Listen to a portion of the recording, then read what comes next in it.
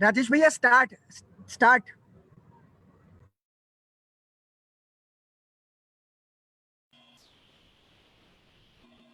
गायत्री महाविज्ञान के 22वें भाग में आप सभी साधकों का स्वागत है। यह अमृत जो है ऋषियों की धरोहर है, जिसे परम पूज्य गुरुदेव ने अपने 3000 से अधिक भी साहित्यों में लिपिबद्ध किया है। इस साहित्य को जो भी गुरुदेव ने साहित्य लिखे हैं वो सब गायत्री महाविज्ञान और गायत्री तत्व ज्ञान का ही विस्तार है। जो हम विवेचना कर रहे हैं ये विवेचना गायत्री महाविज्ञान के साथ साथ में जो बाकी के वांग्मय हैं उनके साथ से लिया गया है। बड़े भाग उपनिषद, कुछ वेदांत, कुछ मैं क्या हूँ इत्यादि वांग्मयों से लेकर के इस विवेचना को की गई है। आइए विवेचना को शुरू करने के पहले उस गुरु सत्ता को याद करते हैं जिसके माध्यम से यह ज्ञान हमें प्राप्त हो रहा है। 1 मिनट का ध्यान करेंगे, आंखें बंद करेंगे, हाथ गोद में रखेंगे, मेरुदंड सीधा रहेगा। पूरा का पूरा ध्यान भ्रुकुटी के मध्य में, आज्ञा चक्र में, गुरु चक्र में। ओम ब्रह्मानंदं परमसुखदं केवलं ज्ञानमूर्तिं द्वन्द्वातीतं गगनसदृशं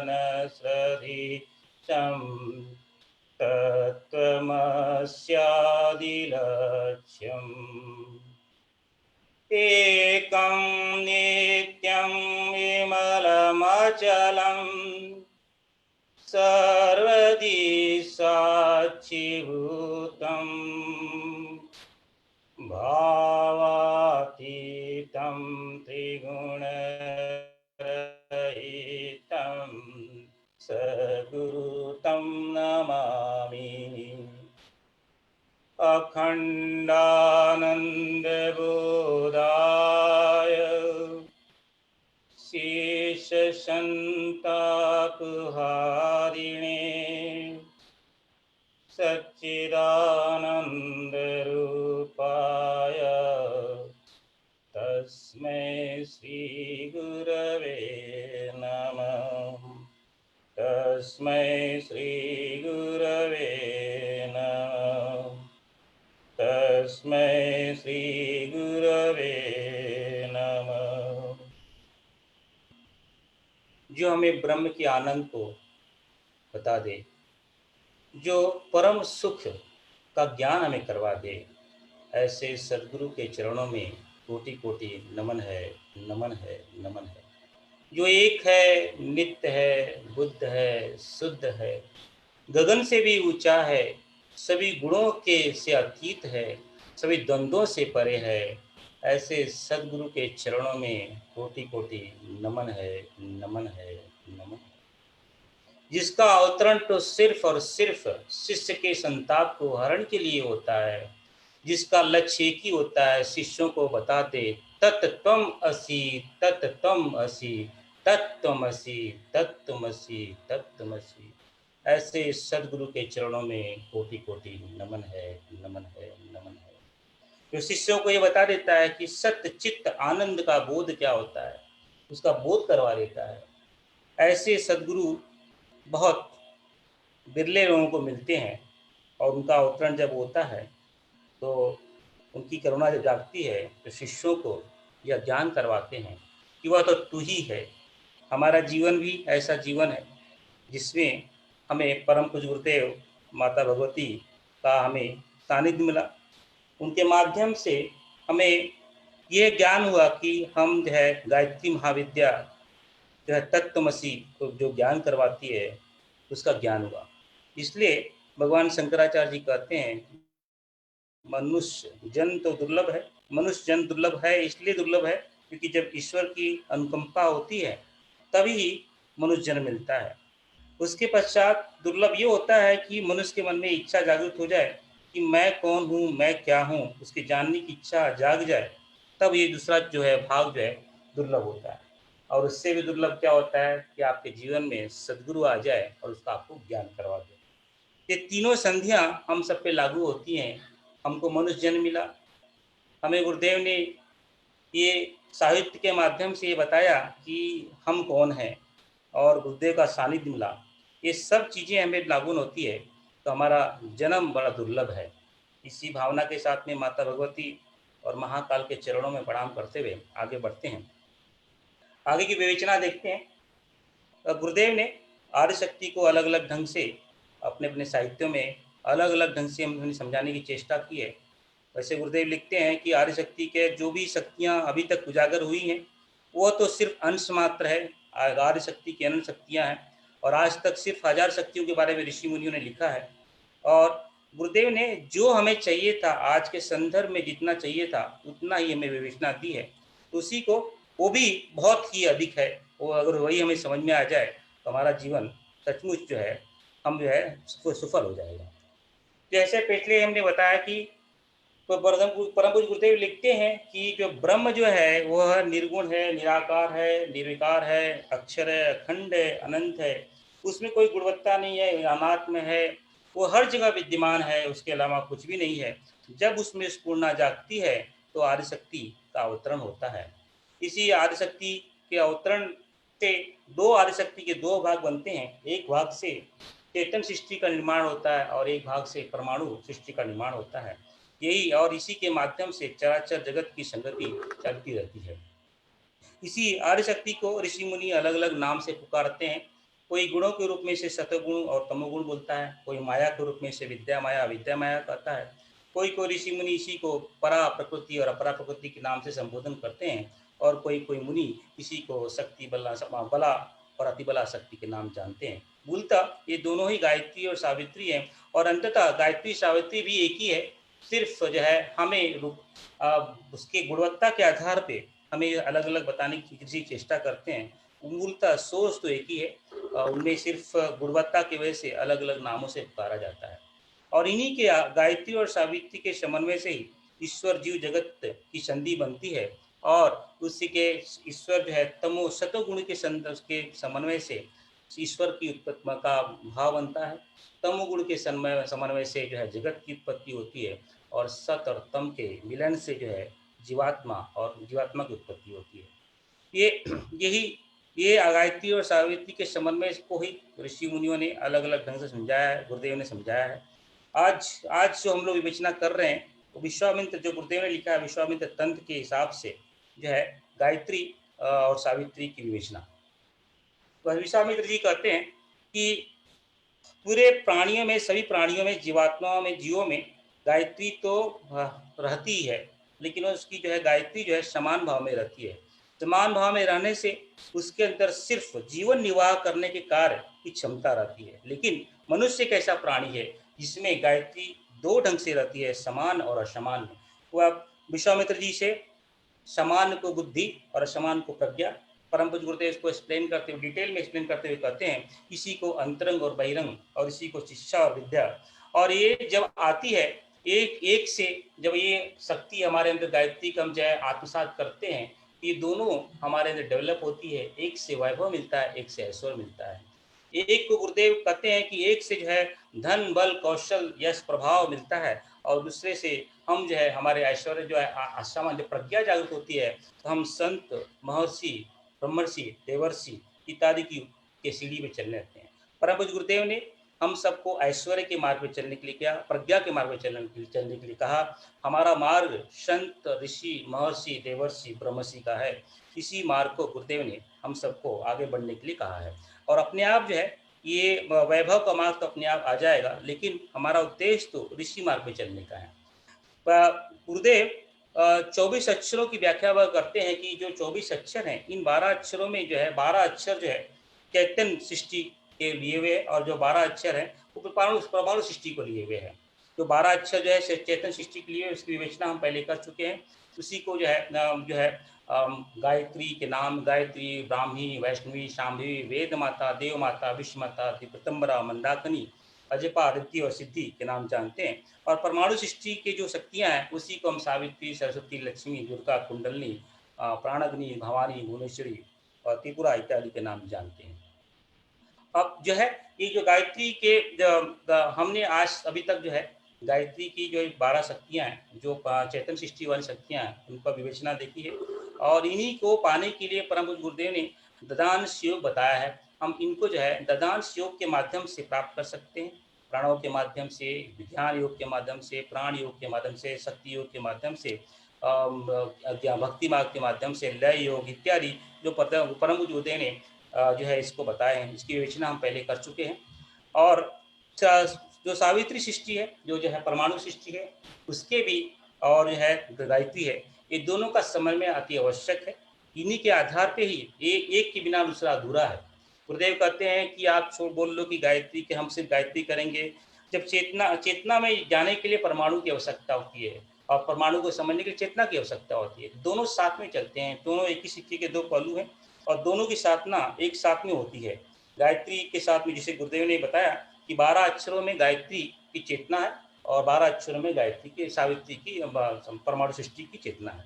ये ज्ञान और विज्ञान, आत्मिक और तात्विक, इसकी डिटेल में हमने चर्चा कर चुके हैं। तो सिर्फ इसको रिकैप करने के लिए जो है गुरुदेव ने इसको गुरुदेव ने इसी गायत्री और सावित्री को एक मुखी और पंचमुखी, एक को एकांकी, एक को सामूहिक इत्यादि नामों से संबोधन किया है। सावित्री की विवेचना में आज तक हमने सावित्री, सरस्वती, लक्ष्मी, दुर्गा, कुंडलनी की विवेचना कर चुके हैं। आज की विवेचना में हम प्राण अग्नि और के आगे की शक्तियों के बारे में जानकारी देंगे। तो ये हो गया हमारे पिछले कई सप्ताहों के जो हमने विवेचना की थी रिकैप। आज की जो शक्ति है सावित्री, जो परमाणु सृष्टि की शक्ति है, जिसका अधिपत्य सावित्री करती है प्राण अग्नि।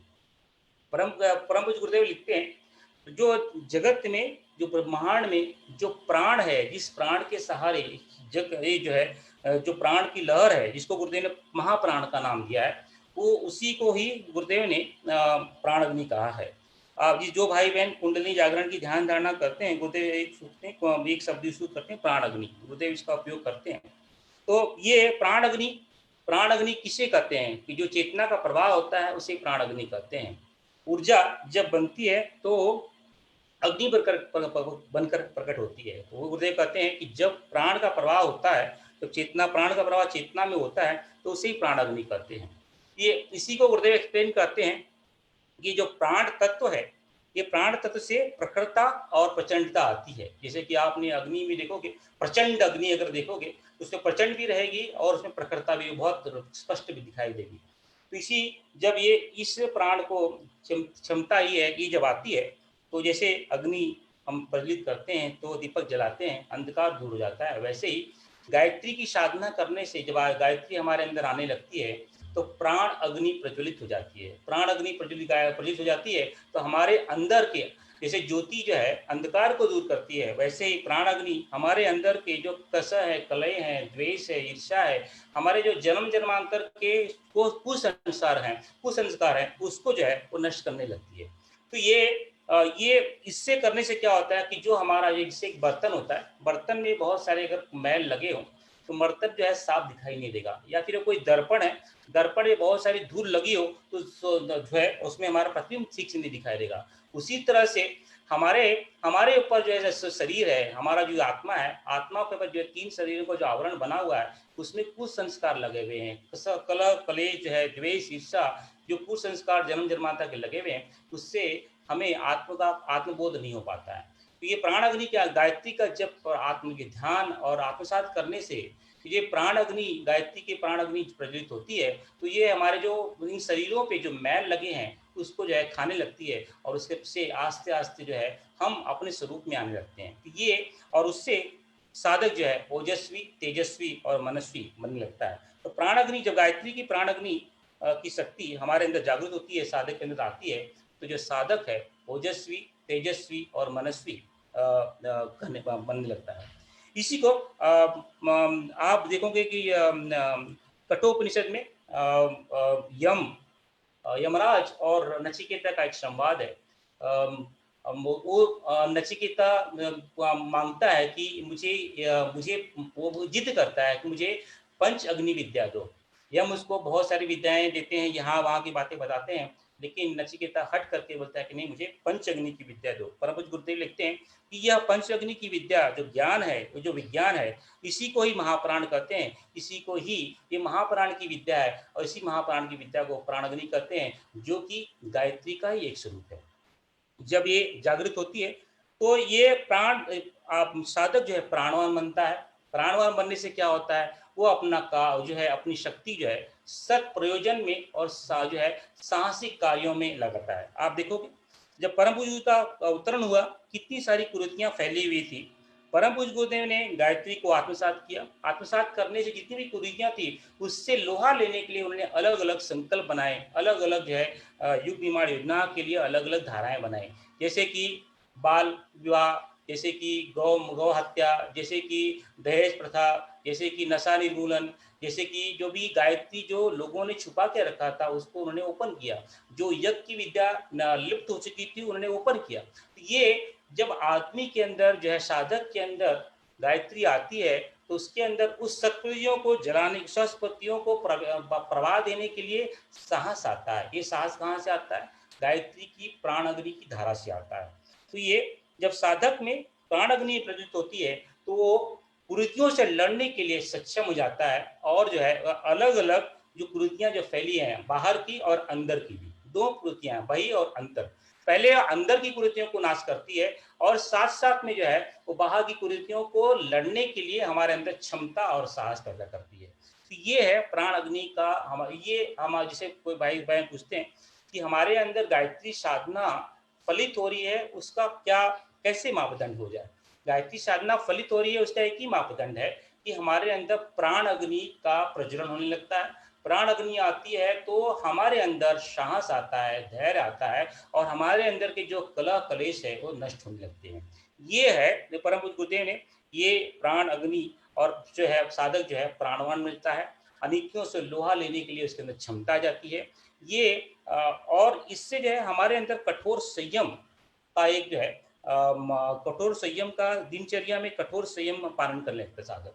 साधक जो है अपना जीवन जो है अपने लिए नहीं दूसरों के लिए जीने लगता है, अपने लिए बहुत कम। जैसे गुरुदेव लिखते हैं कि वो तो पूरा समय जो है पूरा जो है उनका चिंतन और मनन तो सिर्फ अपने बच्चों के लिए था, अपने लिए कुछ भी नहीं करते थे। जो है उनका खाना पीना उठना जागना जो भी है, माता जी कहती थी कि गुरुदेव का चिंतन तो जो है सिर्फ और सिर्फ अपने बच्चों के लिए ही था। तो ये गायत्री साधना के लक्षण है कि जब आती है तो प्राग्नि प्रज्वलित होती है। तो उसके आगे जो सावित्री की जो धारा है, जैसे कि हमने गायत्री की चेतना सृष्टि में देखा कि ब्राह्मी वैष्णवी और शाम्भवी, वेद माता, देव माता और विश्व माता, वैसे ही सावित्री के अंदर भी हमने देखा दुर्गा, लक्ष्मी, सरस्वती, और फिर देखा हमने ये जो देखा कि उसके बाद में देखा प्राण अग्नि, कुंडलनी और भवानी। तो ये जो ये भवानी, अभी गुरुदेव इसको बहुत डिटेल में एक्सप्लेन करते हैं। भवानी का दो अर्थ होते हैं। वो भवानी का अपने रूप देखा रहेगा, बड़ा विकराल रूप होता है, जो है माता के हाथ में 8 हाथ होते हैं और शेर पे जो है विराजमान होती है ये भवानी। भवानी का पर्यायवाची शब्द है दुर्गा, कालिका, ये अलग अलग उसके भैरवी, चंडी, उसके अलग अलग शब्द जो है पर्यायवाची शब्द दिए जाते हैं। भवानी का एक दूसरा अर्थ भी होता है तलवार। आपने महाराज शिवाजी महाराज की कथा सुनी होगी कि जब जो है महाराष्ट्र क्षेत्र में, उस क्षेत्र में जो है अंग्रेजों जो है औरंगजेब का आतंक बढ़ा, तब जो है रामदास प्रभु ने, राम जो है उन्होंने एक जो है एक तलवार जो है भगवान तलवार जो है उन्होंने शिवाजी को दी। उस तलवार का नाम था भवानी।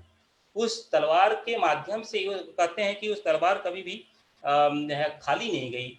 जब भी उपयोग जो है उसके लिए जो है उसके को धारण करने के लिए भी श्रेष्ठ व्यक्ति चाहिए।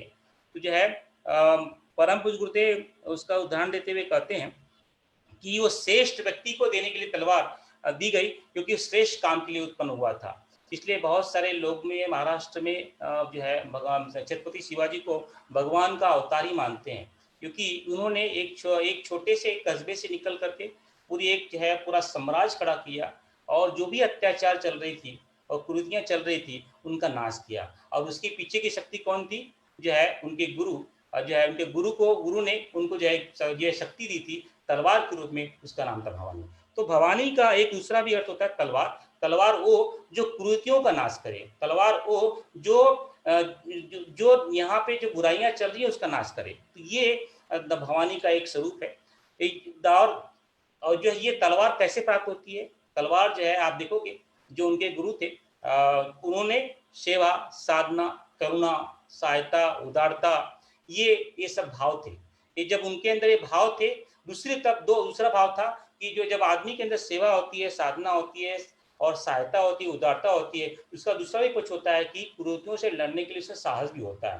तो एक काम है सृजन करना, एक का काम है ध्वंस करना। ये दोनों शक्तियां साथ में चलती हैं, एक सृजन करता है, एक ध्वंस करता है। गुरुदेव का प्रवचन है कि जब अवतारी सत्ता का आती है तो दो काम करती है। पहले क्या करती है? ध्वंस करती है, वो जो है विध्वंस करती है और फिर सृजन करती है। ये भगवान राम का जन्म हुआ तो पहले उन्होंने जो है ध्वंस किया, राक्षसों का नाश किया, फिर रामराज की स्थापना की। तो उन्होंने जो है जो विध्वंस किया वो सावित्री की शक्ति से, बला से जो है उन्होंने जो है विध्वंस किया और जो है दूसरी शक्ति से जो है रामराज की स्थापना की। गुरुदेव बार बार इसी का उपयोग करते हैं कि सृजन और विध्वंस दोनों साथ में चलती है। तो ये जो भवानी है, ये भवानी जो है, ये जो कुरीतियां चल रही हैं उसको नष्ट करने के लिए एक धारा है गायत्री की। और ये जो है धारा जो है दुष्टता का नाश करती है। और ये धारा जो है, इसी आपने देखे ना कि जब असुर असुर जो है शक्ति प्रबल थी, तो जो है असुर शक्ति को नाश करने के लिए माता ने विकराल रूप लिया था और उस विकराल रूप के कारण ही असुरों का नाश हुआ था। और फिर से माँ जो है धर्म की स्थापना की गई थी। और दूसरा जो है ये काम जो है, जब भवानी का स्वरूप ये है कि बिना जो है दुष्टता का नाश करना, अधर्म को नाश करना और धर्म की स्थापना करना। तो जब ये शक्ति गायत्री जो हम आत्मसात करते हैं तो हमारे अंदर जो है धर्म, यानी हमारे अंदर जो है सुसंस्कार आते हैं, गुणवत्ता आती है, सद्गुण आते हैं। तो पहला उद्धार हमारा ही होता है। और हम तलवार लेकर के, हम भवानी के माध्यम से अपने अंदर की जो कुरीतियां हैं, अपने अंदर के जो दुराग्रह हैं, जो हमारे अहंकार है, गुरुदेव बार बार लिखते हैं कि हमारे अंदर 3 दुराग्रह हैं। एक क्या है? वासना, तृष्णा और अहंता। इन तीनों का रूपांतरण करना, इन तीनों को नष्ट करना ही एक जो है, जब तीनों को नष्ट करते हैं दुर्गुण खत्म होते हैं और सद्गुण की प्रवृत्ति बढ़ती है। तो ये दो जो है भवानी के रूप में जो है, इसका आपने देखें कि भी दुर्गा और भवानी में पहले जो है हमने काली देखा था। काली में गुरुदेव ने 3 भाग बताए थे। काली का जो बताया था उसमें समय का संयोजन करना, संगठन को बांधना और जो है पराक्रम का 3 भाग गुण बताए थे। या भवानी में अपने जो है गुण जो है अंदर के दुर्गुण को नाश करना और साथ में जो है अपने अच्छाइयों को जागृत करना। ये 2 गुण जो है भवानी के माध्यम से गुरु सत्ता हमें बताने को कहते हैं।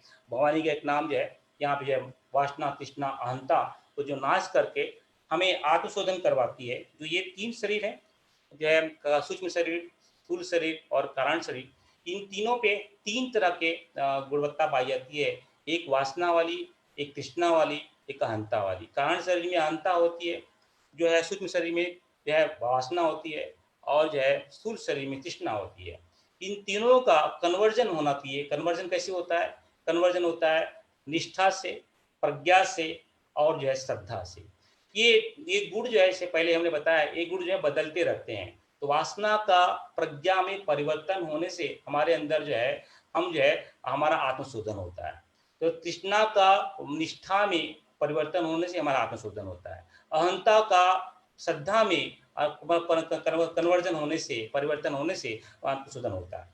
ये भवानी की गुण जो है गुणवत्ता है, गायत्री के भवानी शक्ति की धारा है, जिसके माध्यम से वासना, तृष्णा और अहंता का परिवर्तन जो है प्रज्ञा, निष्ठा और जो है श्रद्धा में होता है।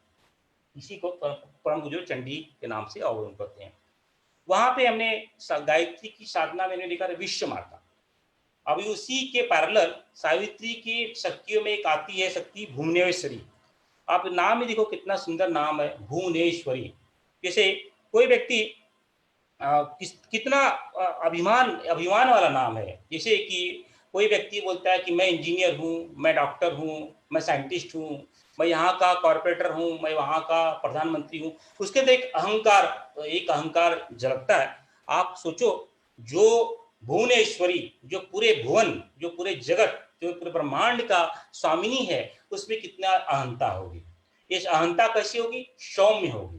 तो ये गुरुदेव बड़ा स्पष्ट इसको एक्सप्लेन करते हैं कि भुवनेश्वरी अर्थात संसार भर के ऐश्वर्य जो है, जो परमाणु सृष्टि का जो ऐश्वर्य है, उसकी स्वामी, जो परमाणु सृष्टि में जितने भी सौंदर्य दिखते हैं, उसकी जो है उसको अधिपत्य करने वाली जो शक्ति है, उसी का नाम है भुवनेश्वरी।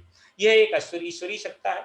इसी का ये एक आंतरिक उल्लास परिधि करती है, अपने आंतरिक उल्लास लेके आती है।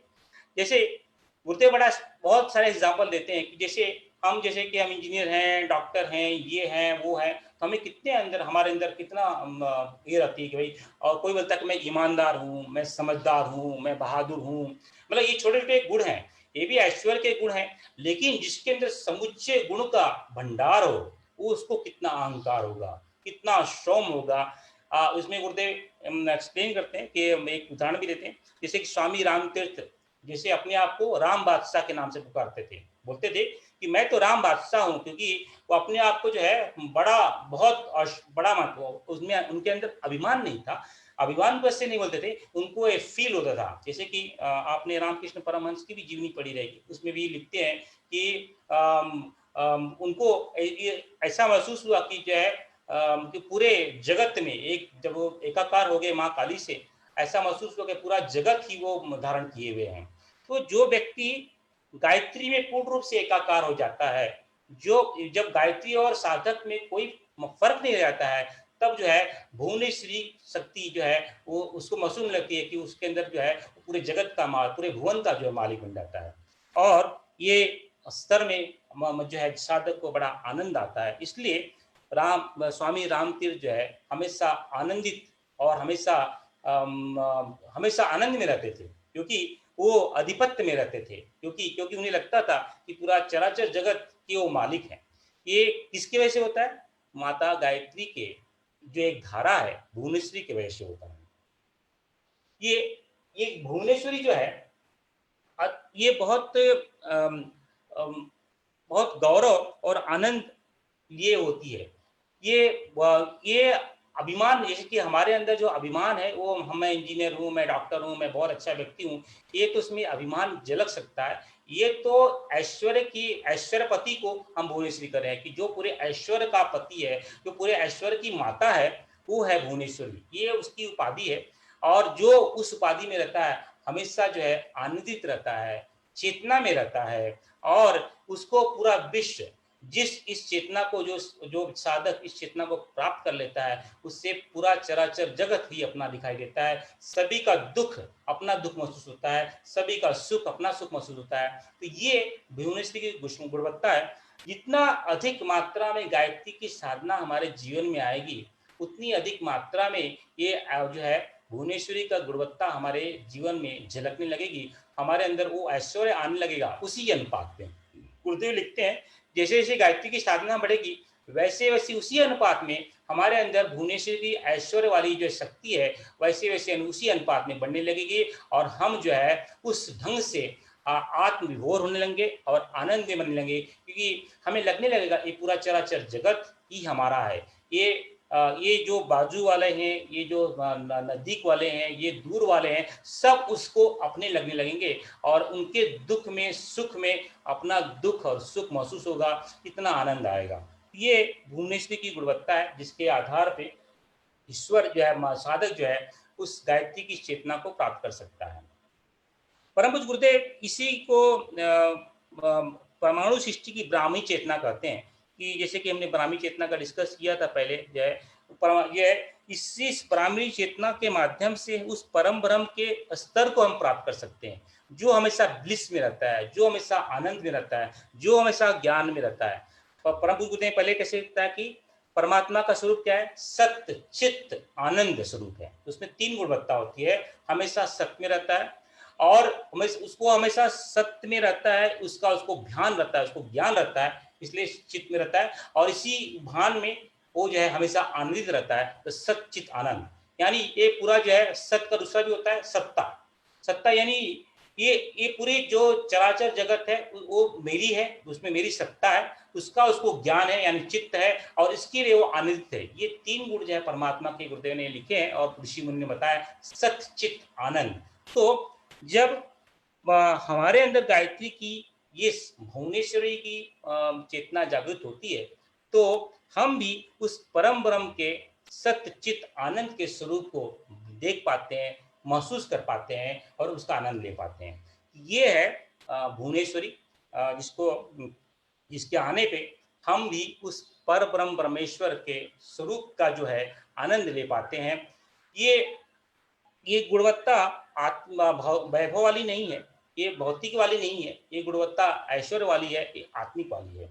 ये हम बोलेंगे कि भाई ये गुणवत्ता आएगी तो हम जो है बहुत भुवनेश्वरी के हमारे बहुत सारे भुवन हो जाएंगे, हमारा बहुत सारा राजपाट बढ़ जाएगा, हम बहुत स्वामी हो जाएंगे। ऐसे आदमी है हम अपने आत्मा में ऐश्वर्य, जैसे हमने पहले एक्सप्लेन किया, वैभव और ऐश्वर्य बहुत फर्क है। वैभव में भौतिकी है और ऐश्वर्य जो है आत्मिकी है। जैसे ये और ये जो भुवनेश्वरी है ये आत्मिक गुणवत्ता है, ये वैभव की गुणवत्ता नहीं है। और ऐश्वर्य आएगा, वैभव अपने आप आ जाएगा, क्योंकि जो आदमी संतोष रहेगा, संतोषी रहेगा। जैसे कि पिछले विवेचना में भगवान गणेश की विवेचना करते हुए बताया गया था कि भगवान गणेश की 2 पत्नियां हैं, रिद्धि और सिद्धि।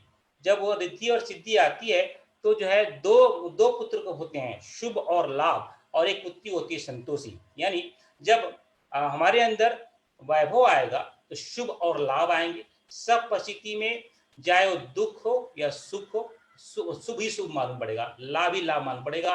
और शुभ और लाभ की वजह से हमारे जीवन में संतोष ही संतोष रहेगा। तो ये भगवान गणेश का जो गुरुदेव ने बताया है, उसी गुणवत्ता के माँ को जो है साथ में जो है कि जब हमारे अंदर भुवनेश्वरी आती है वैसे ही गुण हमारे अंदर जो है रिद्धि आती है, सिद्धि आती है और संतोष आता है।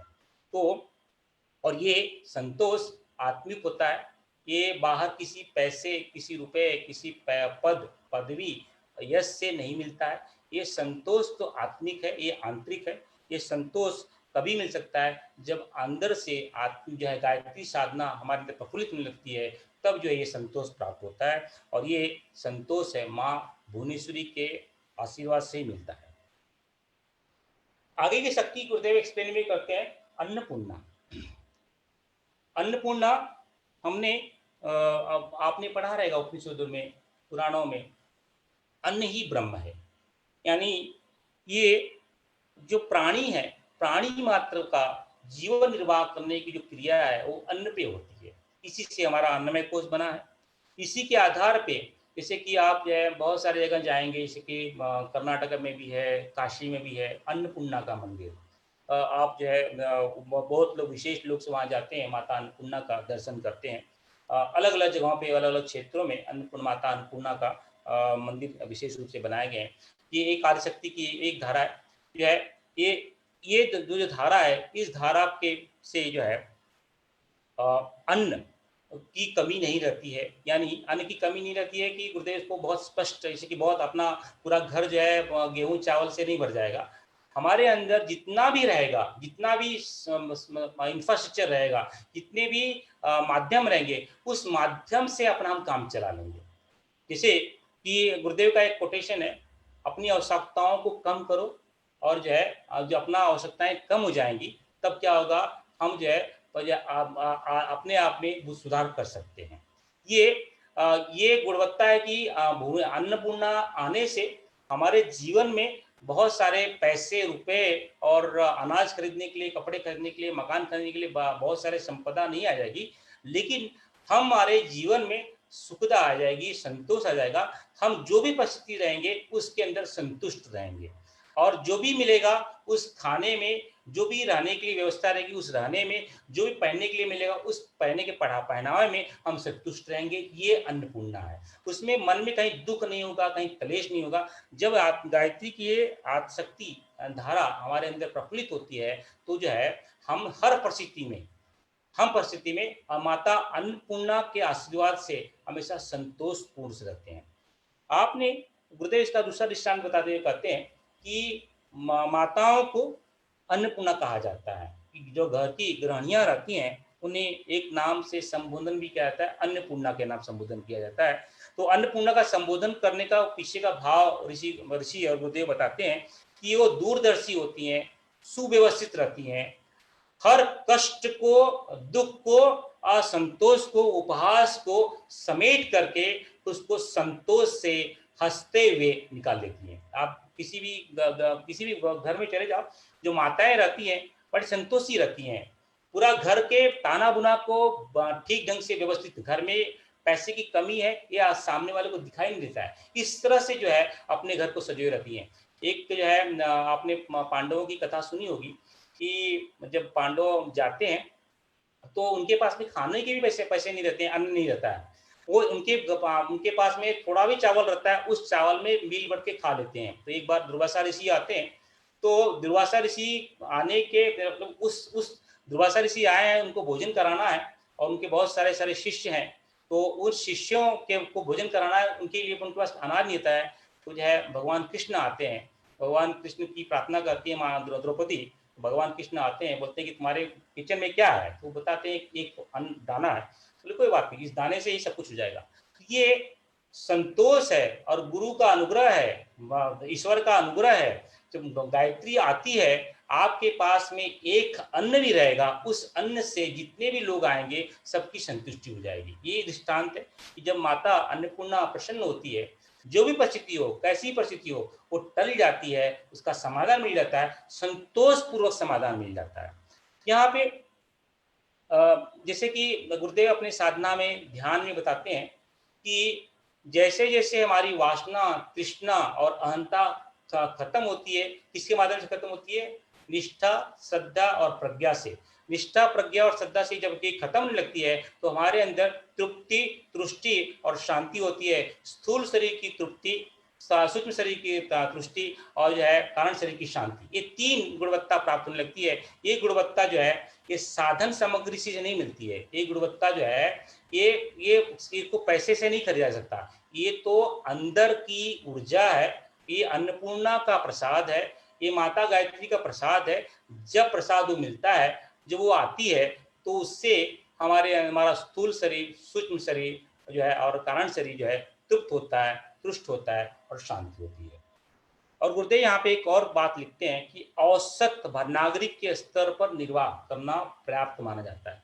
अन्नपूर्णा का प्रसाद यानी गायत्री, ये बहुत सारे कंफ्यूजन नहीं होना चाहिए कि जब गायत्री आएगी तो अन्नपूर्णा का आशीर्वाद मिलेगा तो हम बहुत रईस हो जाएंगे, ये नहीं होगा। कि हर परिस्थिति में हम समान रहेंगे। और गुरुदेव का बार बार प्रवचन आप सुनोगे तो हमेशा बार बार ये उद्देश्य होता है कि हमारा जो रहने का, खाने का और जो है स्टाइल जो होना चाहिए, औसत नागरिक के हिसाब से होना चाहिए।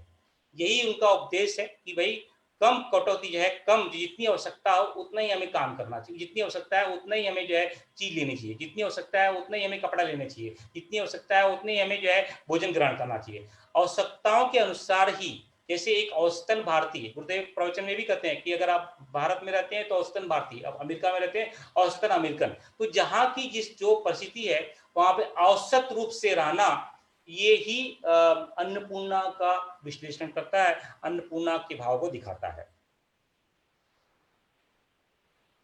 तो ये है अन्नपूर्णा का से तृप्ति, अहंता की तुष्टि होती है।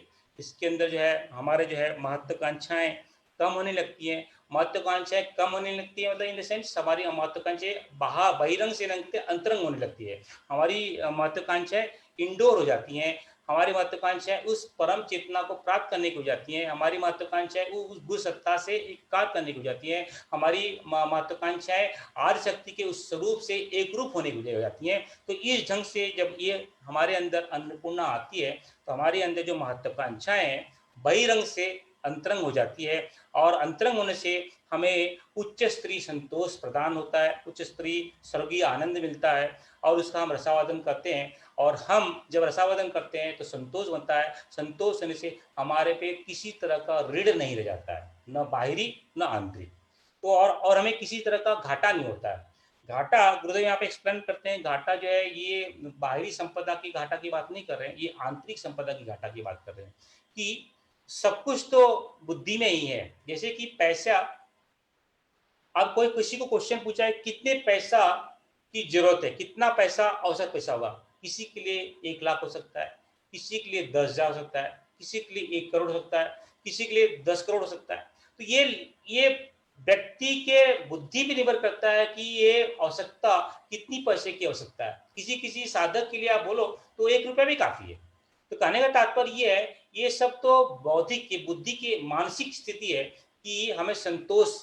अभी किसी को बोलता है कि मैं जब भरपूर कमा लूंगा तब मैं संन्यास लूंगा। तो ये भरपूर कमाने का डेफिनेशन क्या है? ये भरपूर कमाने का डेफिनेशन अगर इसके वो तह में जाएंगे तो उसका उत्तर जो है मिलना मुश्किल हो जाएगा। किसी के लिए जो है, क्योंकि किसी के लिए वो 10 करोड़ हो सकता है, किसी के लिए जो है 5 करोड़ हो सकता है, किसी के लिए 1 करोड़ हो सकता है, किसी के लिए 1 लाख हो सकता है, और जो ऋषि होता है उसके लिए होता है वो तो उसके लिए कुछ नहीं है। क्योंकि भाई ये तो बुद्धि की मानसिक स्थिति है। हम भरपूर कभी नहीं, हम कभी भी संतोष नहीं प्राप्त कर सकते इन पैसे और संपदाओं से। संतोष तो मानसिक है। तो ये जैसे जैसे ये अन्नपूर्णा आती है, मानसिक संतोष बढ़ता है। मानसिक संतोष बढ़ने से संतोष जो है, हम किसी भी ढंग से ऋणी नहीं रहते हैं, और हमारी जो आस्था जो है अधिक से अधिक जो अन्नपूर्णा में, माता अन्नपूर्णा में बनती रहती है। माता अन्नपूर्णा का दूसरा भी एक भाव गुरुदेव एक्सप्लेन करते कहते हैं कि माता अन्नपूर्णा का जब अनुग्रह होता है तो हम मित्र व्याय मतलब कि मित्र व्याति बन जाते हैं। यानी जो हम कम, हम जितने उपलब्ध जितनी साधन है उन साधन को बहुत मित्रता से बहुत कम ढंग से उपयोग करते हैं। जैसे कि एक कपड़े की आवश्यकता है तो हम एक ही कपड़े लेंगे, 2 कपड़े की आवश्यकता है 2 ही कपड़े लेंगे। हमें पूरे साल भर का कपड़े लेने की आवश्यकता नहीं है। हमें अगर ये जो है 15 दिन के भोजन की आवश्यकता है तो 15 दिन के भोजन का ही हम संग्रह करेंगे। पूरा जो है अपने पूर्ण रूप से जो है, जैसे कि आपका घर का जो है आपके घर का निर्वाह अगर 5-10 हजार में होता है, अगर आपको जो है 1 महीने में 1 लाख रुपए, बाकी के लाख रुपए पैसे मिलते हैं, तो उनका उपयोग गुरुदेव करते हैं कि जो है आप जो है समाज के लिए, परमार्थ के लिए उपयोग करो। जितना आपकी आवश्यकता है उस आवश्यकता को पूरी करो, और उस आवश्यकता के बाद भी जो बच जाता है समाज के लिए, परमार्थ के लिए उसका उपयोग करो। और गुरुदेव ने यहाँ पे बहुत एक स्पष्ट बहुत स्ट्रांग लाइन लिखी है, फैशन फैशन चटोरापन, विलासिता, उद्दत प्रदर्शन, शेखाकोरी, ये आवारागर्दी, ये दुर्गुण है। ये दुर्गुण माता अन्नपूर्णा के एकदम खिलाफ हैं। मतलब कि अगर गायत्री साधक रहेगा, उस गायत्री साधक में ये गुण नहीं दिखाई देंगे। गुरुदेव एक और बात लिखते हैं कि अगर कुबेर के अंदर भी ये गुण दिखाई देते हैं तो दरिद्र बन जाएगा। तो कहने का तात्पर्य ये है कि हम गायत्री साधक, जो गायत्री साधक की मापदंड क्या है, गुरुदेव यहाँ पे अलग ढंग से समझाने की कोशिश करते हैं कि गायत्री साधक व्यसन, फैशन, चटोरेपन से, विलासिता से, अनैसर्गिक प्रदर्शन से, अपनी बड़ाई करने से और आवारगर्दी करने से और दुगुणों से दूर रहता है। ये एक और मापदंड हो गया। जब गायत्री साधना फलित होती है हमारे अंदर, तो हम जो है जितने भी व्यसन है, किस तरह के शारीरिक, मानसिक और वाचिक, सभी व्यसनों से दूर होने लगते हैं। फैशन है, फैशन एक मानसिक भी होता है और एक शरीर वाला भी होता है। सभी फैशन से दूर होने लगते हैं। चटोरापन, विलासिता, ये सब जो है दुर्गुण है, उन दुर्गुणों से दूर होने लगते हैं, और उसके माध्यम से हम जो है माता के आशीर्वाद को पूर्ण रूप से आत्मसात कर पाते हैं। और दूसरा एक भाग ये है कि कितने भी साधन की कमी हो, कितने भी इंफ्रास्ट्रक्चर की कमी हो, फिर भी अगर माता की कृपा रहती है, उस कृपा से आपके सभी काम और जो है उसमें कोई बाधा नहीं आती है, सभी काम पूर्ण होने लगते हैं। यानी ये भी मानसिक है। काम पूर्ण होना, जैसे कि किसी व्यक्ति को ये पदवी मिल जाए उसकी एक लालसा है। किसी व्यक्ति को मेरे को एक घर मिल जाए या 2 घर खरीद लूँ, एक लालसा है। या किसी व्यक्ति को मुझे इतने पैसे का नौकरी मिल जाए, एक लालसा है। ये लालसा मानसिक लालसा है। ये लालसा अन्नपूर्णा के खिलाफ है। अन्नपूर्णा जब आती है, माता गायत्री की जो साधना हमारे अंदर आती है, तो जो भी मिले, कि जो भी पदवी मिले, जो पद मिले, जो भी इंफ्रास्ट्रक्चर मिले, जो भी नौकरी मिले, उसमें संतुष्टि रहना, ये माता अन्नपूर्णा का आशीर्वाद है। तो ये है, ये गुणवत्ता है कि जो, और ये गुणवत्ता, गुरुदेव लिखते हैं कि लोग आमतौर पे संपत्ति की बहुलता को संपन्नता मानते हैं। ये गुरुदेव बोलते हैं, पूरा पूर्ण रूप से इसको खारिज करते हैं, यह भारी भ्रम है। यानी ये एक भ्रम है लोगों का कि जिसके अंदर अधिक संपत्ति है वो ज्यादा संपन्न है। तो गुरुदेव कहते हैं कि ये तो मानसिक की संतुष्टि, जब तक मानसिक की संतुष्टि नहीं आएगी तब तक जो है आदमी जो है संपन्न नहीं हो सकता, यानी उसके अंदर जो है संतुष्टि नहीं आ सकती।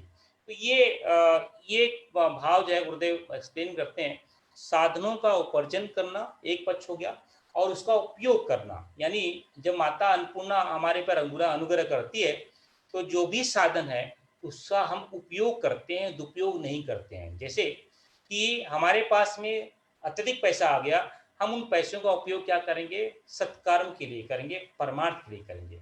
हमारे पास में बहुत सारा भोजन आएगा, हम क्या करेंगे, उस भोजन का उपयोग जो है जिनको आवश्यकता है, भोजन की आवश्यकता है, उनको बांटने में करेंगे। ये है माता अन्नपूर्णा का दो भाग। एक जो है साधनों का उपार्जन करना, और उनका उपयोग जो है उनका उपयोग सदुपयोग करना, ये भाग जो है माता अन्नपूर्णा से ही आती है। ये आगे की जो है शक्ति महामाया, बड़ा सुंदर महामाया का नाम तो आपने बहुत जो है योगेश्वर ने भी बहुत इसको बहुत स्पष्ट ढंग से बताया है, शंकराचार्य ने तो इसके बारे में बहुत कुछ लिखा है, गुरुदेव ने भी बहुत सारा चीज लिखा है महामाया के बारे में। कितने भी ऋषि मुनि हैं महामाया के बारे में पूर्ण रूप से लिखते हैं। तो गायत्री की जो अक्षर के जो से महामाया बना है, गुरुदेव इसको एक्सप्लेन करते हैं। माया, जिसे हम लोग बहुत दो शब्द सुनते हैं, माया और महामाया।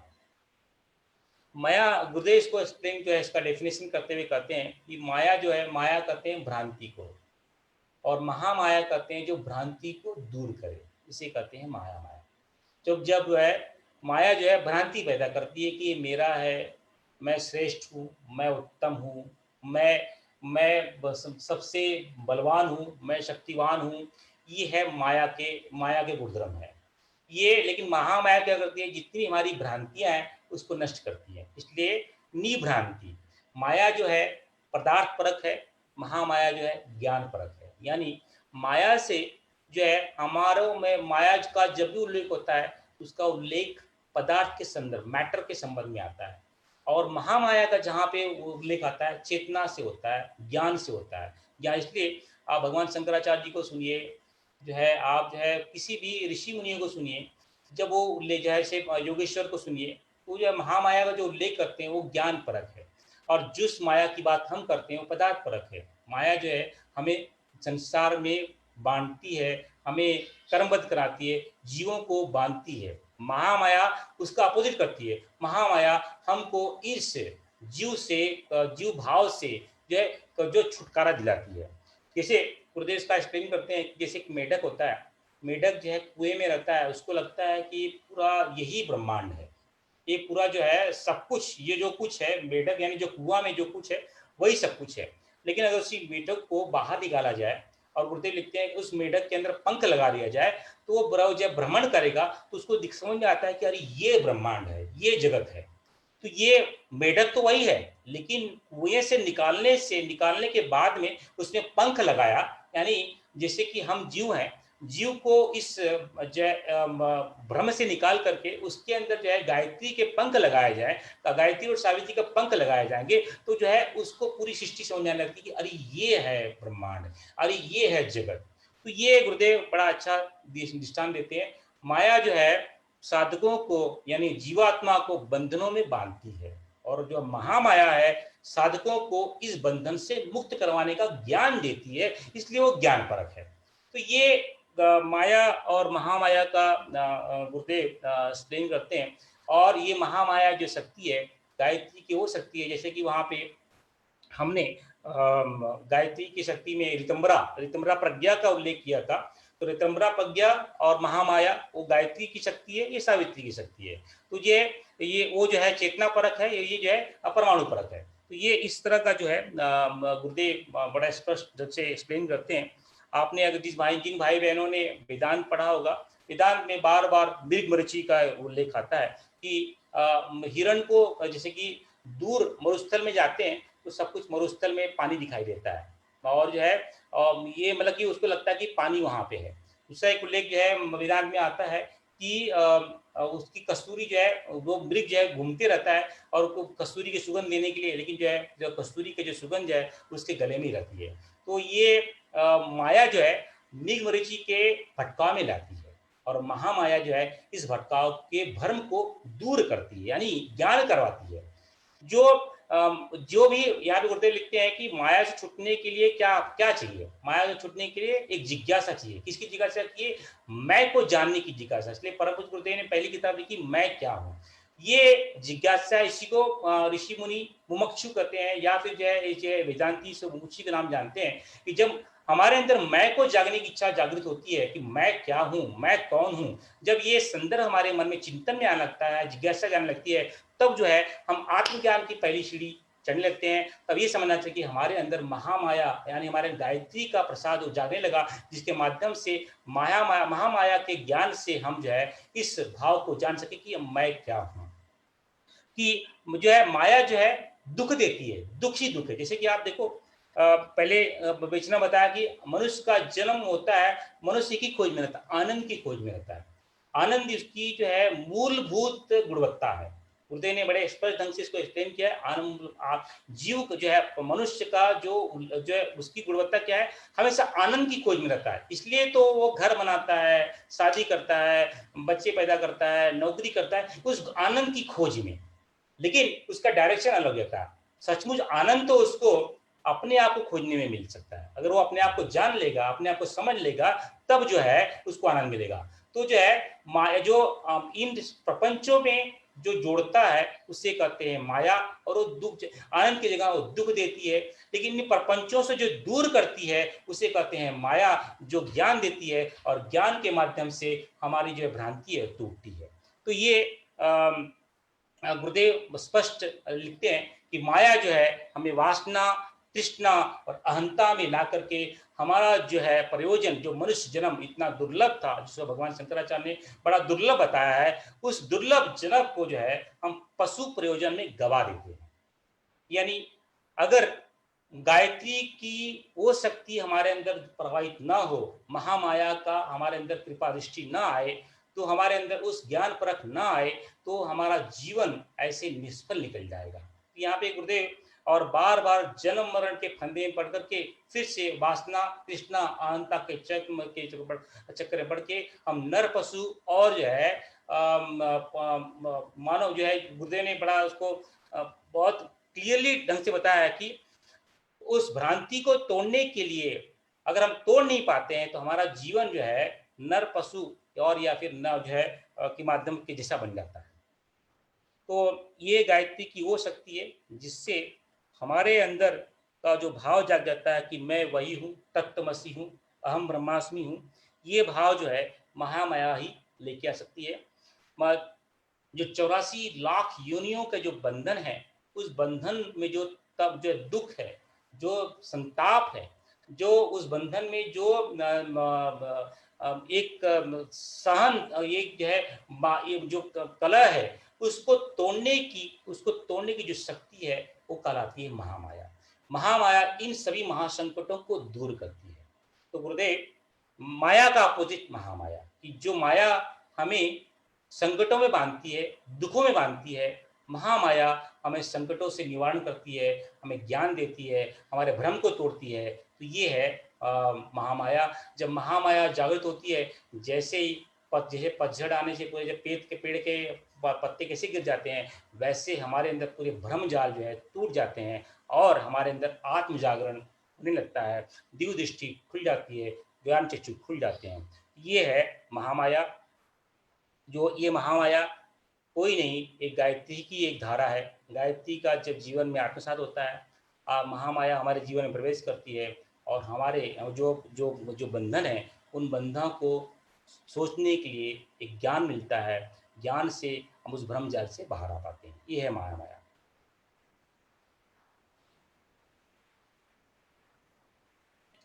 इस महामाया से ही हम ब्रह्म अनुभूति कर सकते हैं। रसावदन कर सकते हैं, इच्छा विचारणा की क्रिया कर सकते हैं और हम स्वर्गीय जीवन का आनंद महसूस करते हैं। जैसे कि रात्रि होने पे जो है रात्रि होती है, स्वप्न से उठने के पश्चात पूरे भ्रम टूट जाते हैं, अरे वो तो मैं था नहीं, वो तो दूसरा कोई व्यक्ति था। जैसे कि राम सपने में देखते हैं कि मैं किसी से झगड़ा कर रहा हूँ, किसी से लेन-देन कर रहा हूँ, किसी फैक्ट्री में जा रहा हूँ, किसी बहुत बड़ा साम्राज्य का अधिपत्य बन गया हूँ। लेकिन जैसे ही नींद टूटती है, पूरा भ्रम टूट जाता है, अरे वो तो दूसरा कोई था, वो तो भ्रम था, वो तो स्वप्न था। वैसे ही जब महामाया जागती है, तो ये सब पूरे भ्रम टूट जाते हैं, मैं और मेरा का भ्रम जो है टूट जा पूरा छिन्न-भिन्न हो जाता है और ज्ञान मिल जाता है और ज्ञान मिलने से हम आनंद महसूस करते हैं। मैं और मेरे के चक्कर से छुटकारा हो जाता है और आनंद की अनुभूति करते हैं। तो ये है महामाया और इसी को हम देवत्व का अनुग्रह कहते हैं और साधक हर दृष्टि से कृत्य-कृत्य बन जाता है। वरुण आज यहीं रोकते हैं। अभी ऑलरेडी 8:20 हो गया है।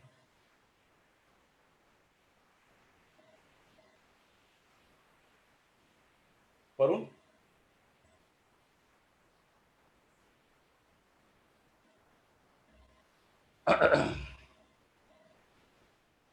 let's stop here.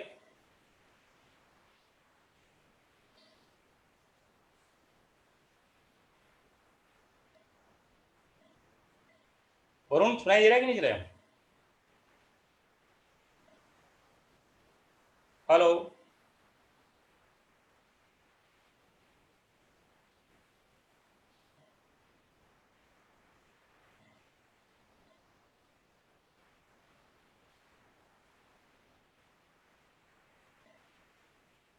ठीक है, तो यहाँ पे स्टॉप करते हैं।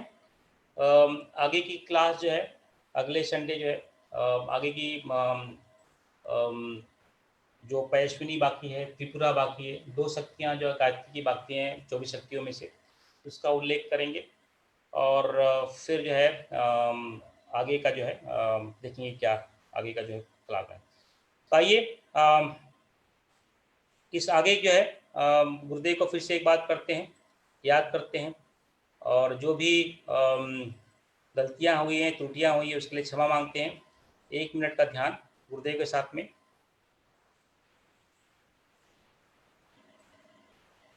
उसके पहले कुछ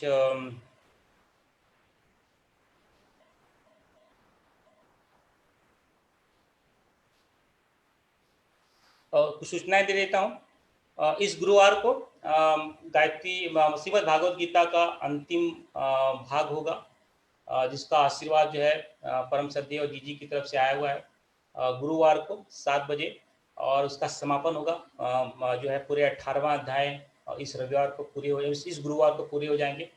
तो हम सब लोग जो 18वें अध्याय के कुछ 25 या 26 श्लोक बाकी हैं, उस श्लोक को करेंगे और फिर श्रद्धेय जीजी की तरफ से जो आशीर्वाद आया है उसका जो है प्रसाद आप सभी को मिलेगा और तत्पश्चात जो है लोग दीप यज्ञ करके जो है श्रीमद् भागवत गीता से जो ज्ञान मिला है उसके आनंद को हर्षोल्लास को हम बांटेंगे। तो सभी से प्रार्थना रहेगी आप सभी लोग जो है गुरुवार को भगवत गीता के स्वाध्याय में ज्वाइन करें और उसके आनंद को प्राप्त करें और इसी से जो एक 24 लाख गायत्री महामंत्र की जो है की आहुति की एक श्रृंखला चल रही है, जो आपदा आई हुई है पूरे जो विश्व में, संसार में, राष्ट्र पे, परिवार में और जो है व्यक्ति के ऊपर उस आपदा को दूर करने के लिए जो एक संकल्प चला है कि उस संकल्प में जो है 24 लाख गायत्री मंत्र आहुति देने का जो संकल्प चला है जो है हर रविवार को होता है, उसमें हजारों भाई बहन ऋषि मुनि जो है जुड़ते हैं। आपसे प्रार्थना रहेगी आप में भी जुड़िए, उसमें अपनी आहुति दीजिए जो ताकि जो मुद्दा आपदा आई है उस आपदा में हम सभी की भागीदारी हो। तो एक बहुत बड़ा संकल्प है जीजी और श्रद्धेय के आशीर्वाद से ये संकल्प चल रहा है। आप लोग भी अपने परिवार के साथ में, दोस्तों के साथ में जुड़िए और इस संकल्प में पूरा होने के लिए सहभागी कीजिए। अभी लगभग कुछ 14 लाख के आसपास में या 15 लाख के आसपास में आहुति दे दी जा चुकी है। आप सभी का सहयोग रहेगा, गुरु सत्ता का आशीर्वाद रहेगा तो 24 लाख गायत्री मंत्रों की आहुति हो जाएगी। आप लोगों से यही प्रार्थना रहेगी आप लोग भी इस महाकार्य में जुड़िए।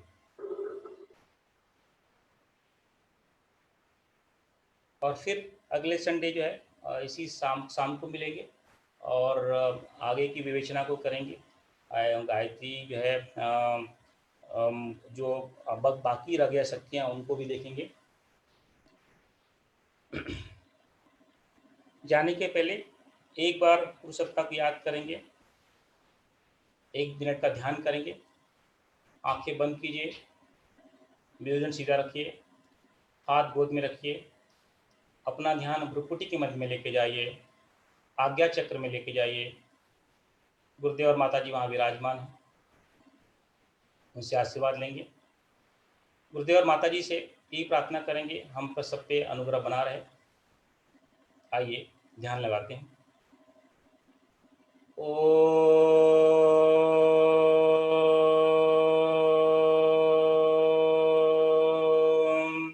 असतो मा सद्गमय ओम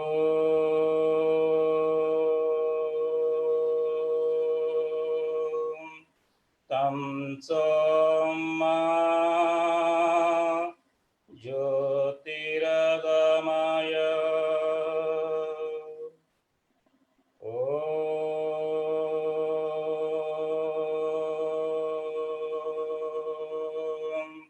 मृत्योर्मा अमृतं गमय ओम शांति शांति शांति। अंतर जगत की यात्रा करने में मेरा सहभागी बनने के लिए, मेरा सहपाठी बनने के लिए आप सभी को कोटि कोटि नमन वंदन। जो भी इस यात्रा में जो भी गलतियाँ या त्रुटियाँ हुई हैं वो सिर्फ और सिर्फ मेरी हैं। उसे अपना छोटा और बड़ा भाई बन करके माफ़ कर दीजिएगा। जो इसके अंदर आनंद है, ज्ञान है, अमृत है, वो तो गुरुदेव और माता जी का है और सभी से अनुग्रह रहेगा, अनुरोध रहेगा। आप सब लोग जो है गुरुदेव के साहित्य को, अमृत को पान कीजिए, उसका पठन कीजिए, उसका पाठन कीजिए। गुरुदेव ने अनंत साहित्य लिखे हैं, उसमें अमृत ही अमृत भरा हुआ है, उसको आत्मसात कीजिए। गुरुदेव के चरणों में यही प्रार्थना रहेगी कि जो भी हम सभी पे उनका अनुग्रह बना रहे, अपना अमृत प्रसाद हम सबको देते रहें। इसी भावना के साथ में जो आगे बैठे हैं उन्हें प्रणाम, जो पीछे बैठे हैं उन्हें प्रणाम, जो ऊपर बैठे हैं उन्हें प्रणाम, जो नीचे बैठे हैं उन्हें प्रणाम। प्रत्यक्ष और अप्रत्यक्ष रूप से उपस्थित सभी लोगों को कोटि कोटि नमन वंदन और अपनी गलतियों के लिए क्षमा मांगना। ओम शांति शांति शांति।